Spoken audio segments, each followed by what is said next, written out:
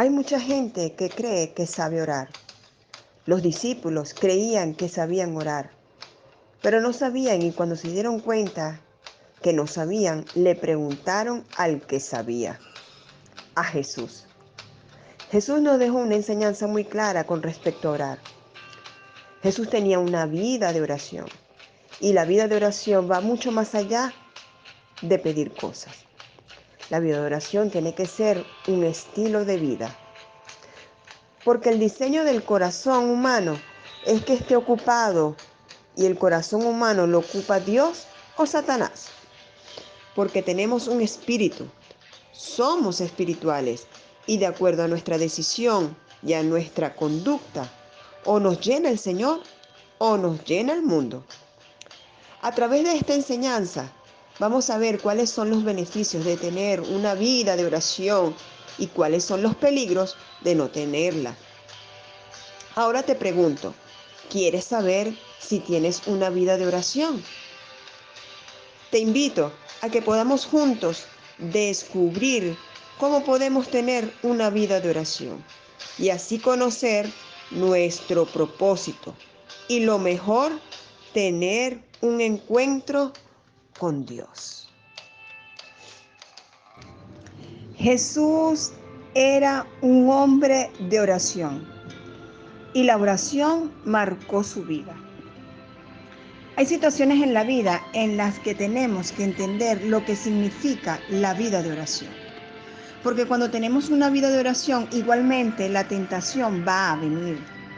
Porque la tentación no deja de venir porque oremos o porque seamos consagrados. La tentación viene todos los días, a cada hora, a cada minuto. Y la diferencia es que usted tiene otra actitud y otro poder para rechazar la tentación. En las anteriores enseñanzas hablamos de las 3 cosas que dijo Jesucristo cuando los discípulos le pidieron que los enseñara a orar. Y ellos le piden eso porque se dieron cuenta que Jesús tenía una vida de oración que no se correspondía con la cultura de los judíos. Ellos habían venido repitiendo todo el esquema litúrgico tradicional de la oración judía, pero no les funcionaba y se dan cuenta que Jesús era un hombre que oraba de una manera que ellos no conocían ni habían visto. Jesús, el Señor, buscó lugares para estar a solas y orar con libertad, con seguridad. Obviamente oraba en las ocasiones tradicionales, pero siempre tuvo el cuidado especial de hallar un espacio en su apretada agenda para apartarse y pasar allí un tiempo devocional. Ese es el secreto de la vida de oración. En la medida que tenemos un ministerio, cualquiera que sea, el ministerio se va desarrollando y nosotros nos vamos ocupando y la gente se nos va acercando para recibir la bendición de nuestro ministerio. Si estás en alabanza, si predicas, si eres maestro, si eres apóstol, si eres profeta, si eres un ujier, un servidor, un anciano, un sabio, un diácono, lo que sea. Y lo hacemos bien y el Señor nos bendice, nos da una gracia y la gente se nos va acercando. Y llega un momento en que te ocupas tanto del ministerio que te olvidas del que te dio el ministerio. Te metes tanto en las cosas de Dios que te olvidas de Dios, del Dios de las cosas. Hermano, la oración es la raíz que sostiene nuestro ministerio. Jesús se apartaba a lugares desiertos y oraba. Lo dicen los evangelios de Marcos, Mateo y Lucas. Y escuchen bien esto, el ministerio de Jesús no se puede comparar con ningún otro. Estoy hablando de Jesucristo hombre, no como Dios. Su ministerio es incomparable, es un ministerio exitoso, más exitoso que el de cualquier otra persona que haya existido en este mundo. Predicaba, enseñaba y sanaba. El evangelista Marcos, que es el primero que escribe el evangelio, recoge muchos detalles de la vida de oración de Jesús. Y una de las cosas que nos dice Marcos, por ejemplo, es esta. Y se agolpó de nuevo la gente. ¿Y por qué se agolpaba la gente cuando Jesús llegaba? Bueno, porque Jesús le resolvía el problema a todo el mundo. Es decir, Jesús tenía una capacidad impresionante para ministrarle a la gente como nadie la había tenido. Nunca había visto una persona como Jesús. Por ejemplo, las mujeres le traían a los niños para que los tocara y la mentalidad machista de los apóstoles le decía, no le quiten tiempo al Señor con eso. Y Jesús se indignó con los apóstoles y les dijo, tienen que hacerse como niños si quieren entrar en el reino de los cielos. Ese era Jesús. Igual pasó con la mujer del flujo de sangre que se sanó con solo tocarlo. También vemos que Jesús no tuvo problema en pararse para atender a una mujer solitaria que su hijo se le había muerto. Y él mandó que pararan el entierro y les dijo, saquen a ese muchacho de allí. Se acabó la muerte. Tremendo, ¿no? Ese Jesús tiene poder sobre los muertos. Y dice Marcos, y se agolpó de nuevo la gente, de modo que ellos no tenían tiempo ni para comer pan. Es impresionante el ministerio de Jesús. ¿Por qué? Porque la gente, cuando tú eres usado por Dios, le interesa tu unción, pero no sabe de dónde sale tu unción, ni le interesa. Y si tú no tienes eso claro, puedes caer en una trampa, y es la trampa en la que ha caído muchos ministros hoy en día, que no saben administrar la unción de Dios, porque no saben sostener esa unción en la intimidad. Un día Jesús le dice a los 12 discípulos, vamos a apartarnos porque no tenemos tiempo ni para comer. Adelántense y váyanse a Betsaida y yo los alcanzo. Y se fueron aparte en una barca a un lugar desierto. Y vemos que era tal la importancia de su ministerio, era tanta la gente que lo seguía, que no tenían tiempo ni para comer.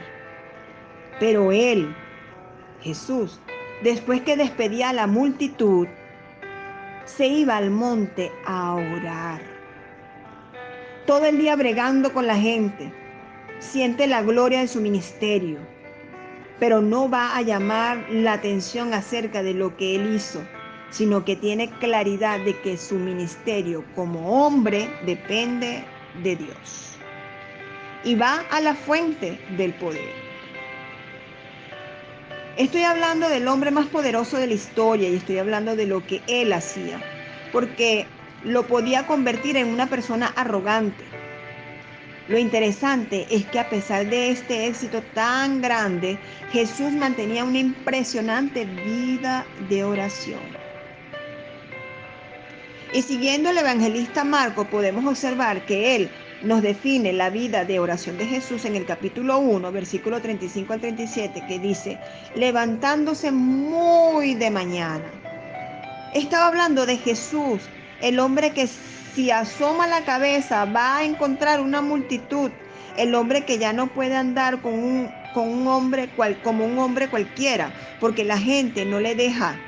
Vienen de todos lugares a esperar nada más que aparezca Jesús. Siendo aún muy oscuro, salió y se fue a un lugar desierto y allí oraba. Miren todo lo que hay aquí. 1. Se levanta muy de mañana, siendo aún muy oscuro, y salió. ¿Y por qué sale? Porque no se queda en su casa. Bueno, muy sencillo.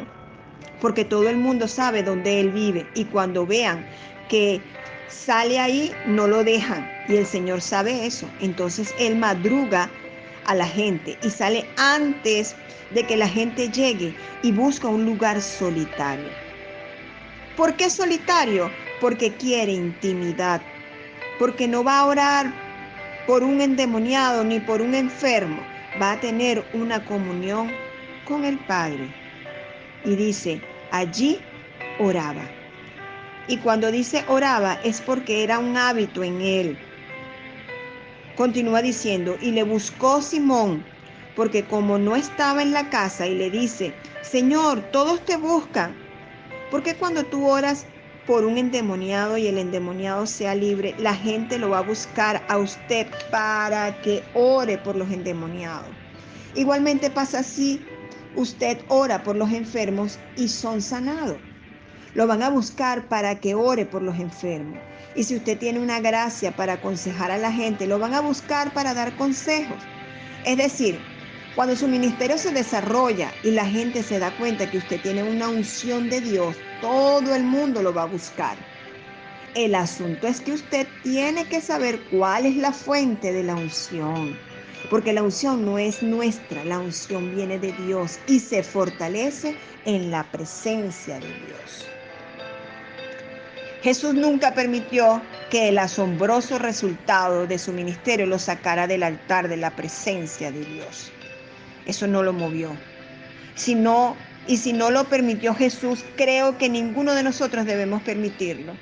Debemos entender dónde está la fuente y no abandonar la vida de oración, porque es la única manera de enfrentarse a la tentación. Satanás siempre va a venir a invitarte. ¿Y para qué viene? Viene a matar, hurtar y a destruir. Él no puede obligarte, pero viene a invitarte. ¿Y con qué se va a encontrar? Medita. Se va a encontrar con una persona que tiene conocimiento, pero no tiene condiciones. Y reconoce que es Satanás. Está seguro que es el diablo, pero no tiene el poder para decirle que no. Entonces la tentación comienza con un conflicto en la mente y tú sabes que es malo. Pero llega allí. Si no tienes una vida de oración, no lo sacas, sino que lo dejas allí. Pero si tienes una vida de oración, inmediatamente lo sacas de tu mente y reprendes al diablo. Te reprendo en el nombre de Jesús, pensamiento maligno. Pero si no tienes una vida de oración, lo dejas allí. Satanás lo deposita y lo deposita allí. No has caído todavía, pero el pensamiento está allí y sigue y sigue. Y si pasan los días y no mantienes una vida de oración, el pensamiento se va convirtiendo en algo que tú sabes que estás caído y que ya caíste y te duele y sabes que es pecado y sabes que el Señor no le gusta. Pero ya tu voluntad no funciona y no funciona porque no estás bebiendo de la fuente del poder. Cuando tienes una vida de oración, el diablo sigue viniendo con la tentación. Pero tú reaccionas rápidamente y lo reprendes en el nombre de Jesús y le dices lo que tienes que decirle. No importa cómo venga disfrazado Satanás. La oración tiene que convertirse en un estilo de vida, dice Pablo. Gozosos en la esperanza, sufridos en la tribulación, pero constantes en la oración. Podemos orar para comer, para salir, para ir al servicio, para tomar las ofrendas, pero esas son oraciones utilitarias que no sirven para reprender al diablo ni para enfrentar la tentación. Son oraciones religiosas, litúrgicas, que no transforman la vida con respecto al pecado. Jesús en el Sermón del Monte nos enseñó: vosotros pues oraréis así. Y nos enseña el Padre Nuestro, que lo podemos decir en 10 segundos. Y la humanidad lo que ha hecho es eso, aprendérselo de memoria y decirlo en 10 segundos. Y esa es una crisis que tenemos con el Padre Nuestro, nosotros los evangélicos también. Debemos sacar del Padre Nuestro, del ritual en que la humanidad lo convirtió. No repetirlo, sino que debemos ser enseñados. Como dijimos en la primera enseñanza, el Padre Nuestro es un mapa, es una revisión de la vida, es una revisión del corazón.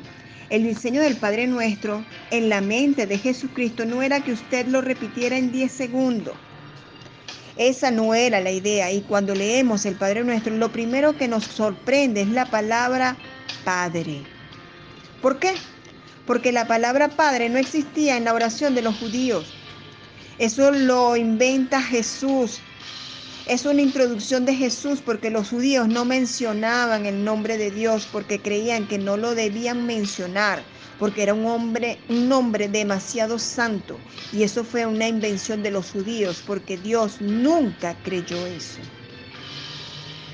Entonces Jesucristo rompe con esa estructura y les dice: ¿saben cómo van a orar? Padre Nuestro. Y eso es una revolución, pero Jesús hace algo que revoluciona más. Él utiliza la palabra padre en el sentido arameo, que era la manera familiar como los niños llaman al papá, Abba. O sea, lo que Cristo estaba diciendo aquí con esta enseñanza es que cuando vengan a hablar con el Padre, están hablando con el papá. El judío entendía que Dios era un juez, que tenía un hacha que le iba a arrancar la cabeza. No, Dios no es así. Dios es tu papá, es tu papito, es tu padre. Independientemente de quién seas y de cómo estés, estás bien con Dios, es tu papá. Estás mal con Dios, sigue siendo tu papá. Estás en pecado, Él es tu papá. Y si tú te acercas a Él, te vas a encontrar con tu papá. Nunca te vas a encontrar con alguien que te va a rechazar. Y eso es impresionante porque lo que Cristo está diciendo con esta palabra es: no le tengan miedo a Dios.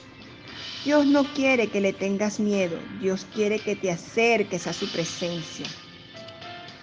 No tienes que ser digno, no tienes que ser santo, no importa si has pecado, no importa. Ven a la presencia de Dios y encuéntrate con tu papá y ven muchas veces y eso te va a transformar. El problema con el Padre es que es nuestro, no es mío.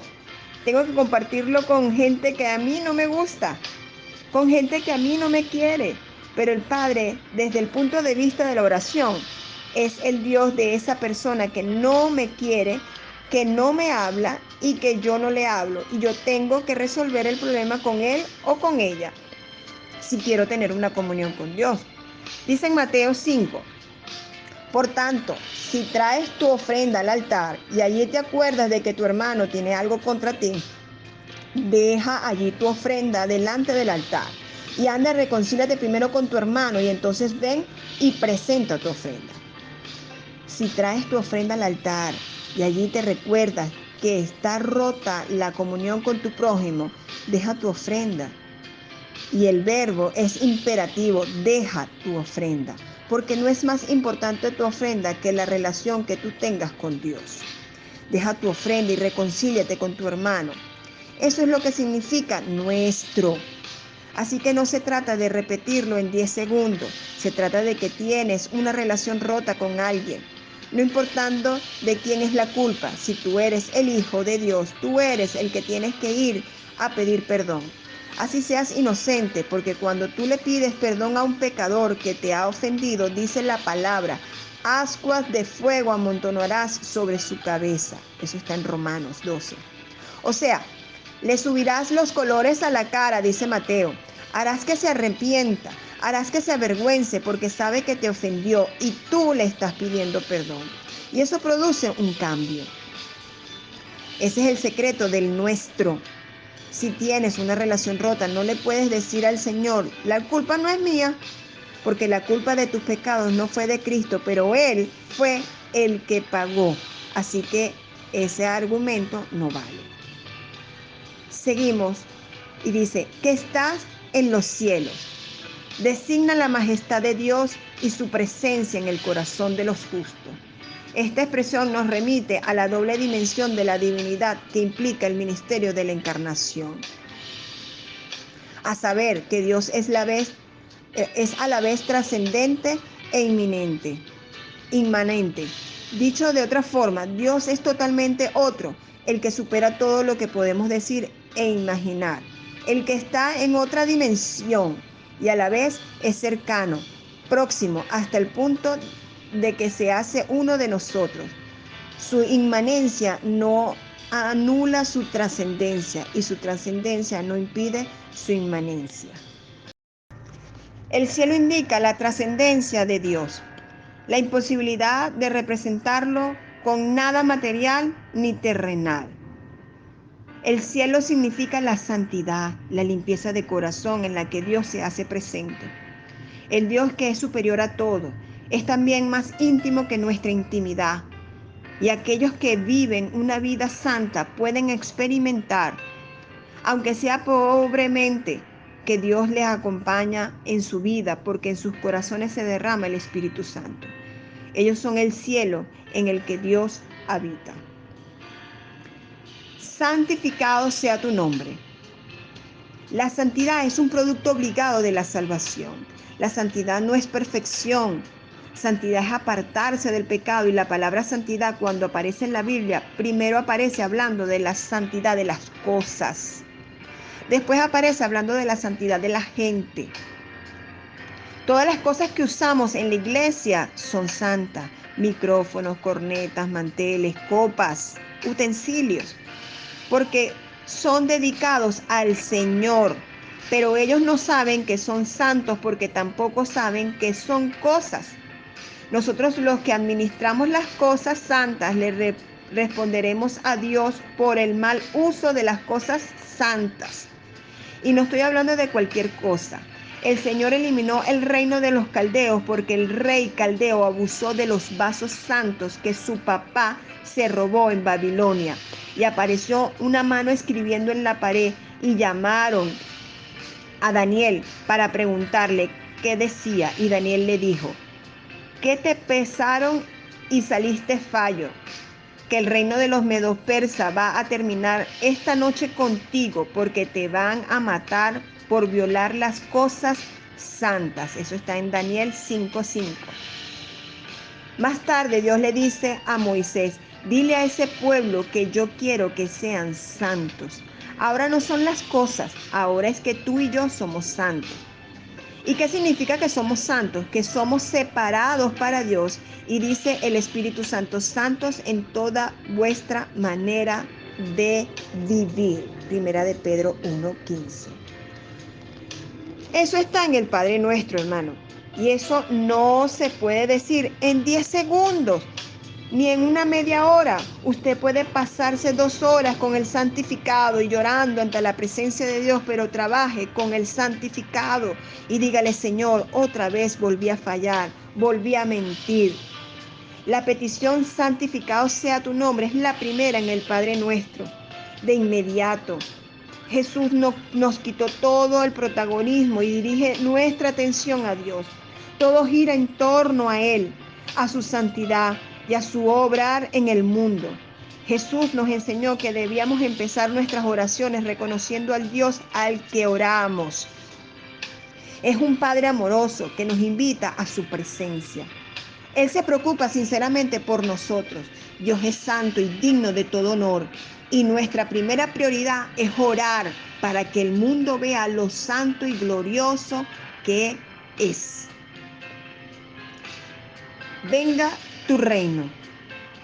Como creyentes en Jesús reconocemos a Dios como nuestro Rey.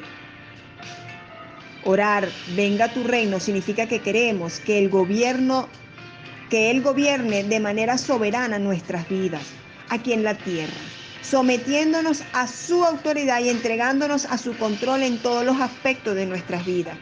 De igual manera, orar, venga tu reino, significa que deseamos sinceramente, hermano, que el reino de Dios se establezca en toda la tierra y sobre cada persona. Oramos, venga tu reino, para que el gobierno soberano de Dios venga ahora y en el futuro, en su totalidad y de forma permanente. Hágase tu voluntad. A veces esta parte de la petición se entiende como una respuesta pasiva y no como una llamada a la acción. En realidad, hágase tu voluntad es una oración de obediencia, no de resignación. Piensa en la lucha de Jesús en el huerto de Getsemaní la noche antes de ser ejecutado. Conociendo la agonía de lo que se avecinaba, Jesús oró: Padre, si quieres, aparta de mí esta copa, pero no se haga mi voluntad sino la tuya. En su lucha interna, Jesús no se sometió a lo inevitable, sino que cumplió e hizo la voluntad del Padre. Fue un acto de voluntad y compromiso decidido. Al comprometernos con lo que Dios quiere que hagamos, reclamando hágase tu voluntad, estamos renunciando a nuestras propias voluntades y comprometiéndonos a hacer activamente la voluntad de Dios. Perdónanos. Nosotros ofendemos a la gente y el Señor nos perdona. Pero Perdonamos nosotros a la gente. Es posible que no olvidemos la ofensa, pero debemos comportarnos como que si hubiéramos olvidado. Traiga toda ofensa al altar y pídale al Señor que le ayude a perdonar. Mientras consideramos nuestros pecados personales e individuales y pedimos perdón, también estamos pidiendo a Dios que perdone a toda la humanidad. Le pedimos a Dios que nos perdone por nuestros pecados sociales y comunitarios y por la forma en que estamos implicados e influenciados por esos pecados corporativos o sistemáticos. También le pedimos a Dios que perdone a los demás por sus pecados. No pedimos el perdón solo para nosotros, sino que pedimos a Dios que perdone a la humanidad colectivamente. Al pedirle a Dios que nos perdone a nosotros, estamos llamados a perdonar también a los que pecan contra nosotros. Como cristianos pecamos regularmente contra Dios y pecamos también contra otras personas. En Mateo 22, del 37 al 39, en este versículo Jesús nos dice que el mayor mandamiento es amar a Dios y el segundo es similar, amarás a tu prójimo como a ti mismo. En este versículo se nos llama a una vida de amor y perdón. Así como Dios nos ha perdonado, nosotros debemos perdonar a los demás. Líbranos de la tentación. La tentación va a venir porque el diablo no se va a cansar, porque ese es su trabajo. Entonces tú tienes que estar pendiente de eso. Velad y orar para que no entréis en tentación. No pienses que no puede caer. Todos podemos caer cuando nos descuidamos.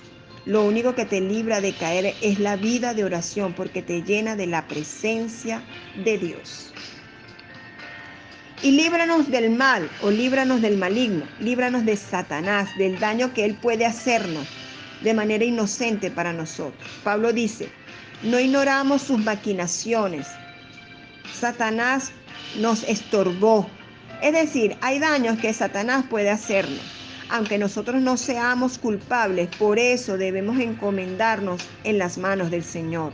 Cuando salimos de nuestras casas, cuando nos montamos en un carro, cuando nos montamos en un avión, cuando salimos a trabajar, cuando estás relacionándote con tus vecinos, donde sea. El peor daño que Satanás puede hacernos en nuestra relación con Dios, pero Cristo lo dijo, velad y orad para que no entréis en tentación. Al pedirle a Dios que nos libre del mal, reconocemos que somos incapaces por nosotros mismos de seguir a Jesús, por el camino de la justicia que Él modeló para nosotros. Sí, como escribió Pablo, no somos capaces de superar nuestras propias tendencias pecaminosas. ¿Cómo podemos esperar enfrentarnos a las fuerzas del mal y a los sistemas de opresión? Solo con la ayuda de Dios. Querido hermano, recarga las baterías diariamente mediante la oración y la lectura de la Biblia, la lectura de su palabra. Es algo imprescindible para poder hacer frente a nuestras tareas, a las tareas familiares, de estudio, de trabajo profesional, de la iglesia. Nada puede sustituir los tiempos de oración prolongados y regulares. Tomémonos 10, 15 minutos, cualquier hora del día, métase con el Señor. Eso que tú sientes allí, que el Espíritu Santo te está hablando a tu corazón, esa cantidad de tiempo y en ese momento que Dios, el Espíritu Santo te está diciendo, y dile, aquí estoy. No vine a pedirte cosas particulares, vine a acercarme a ti, Señor, porque estoy viviendo en este mundo que no es mi hogar, pero quiero que me llenes de tu poder, quiero que me llenes con tu presencia, quiero que sensibilices mi espíritu. Y cuando Dios ve que tú te acercas, Él también empieza a acercarse. Y lo que te parecía imposible, empieza a hacerse posible. Y la tentación que desde hace años te domina y te gobierna, empieza a sentir el poder para vencerla. Y ya no vas a la iglesia por compromiso social o por un ritual, sino porque tienes hambre de la presencia de Dios. Y empiezas a comprometerte con la obra de Dios, porque te sientes responsable. Y le dices a tu pastor, a tu mentor, ¿qué puedo hacer aquí? Y usted asume otra actitud y quiere ayudar a otras vidas con las que el Señor le dio. Mi hermano, mi hermana, tú que me escuchas, hagamos este próximo tiempo, esta próxima semana o desde ya. Háblate, busca, apártate, porque la buena obra que Dios ha comenzado en ti la va a seguir perfeccionando cada día. Pero esmérate, esmérate, hermano, por agradar a Dios. Esmérate en sacar la tentación de ti. Esmérate en santificar tu corazón y tu mente, tu boca. Esmérate porque tu vida se convierta en una vida de oración. Dios te bendiga, Dios te guarde y te dé la fuerza, la voluntad. La disposición la pones tú. Dios te guarde y Dios te bendiga.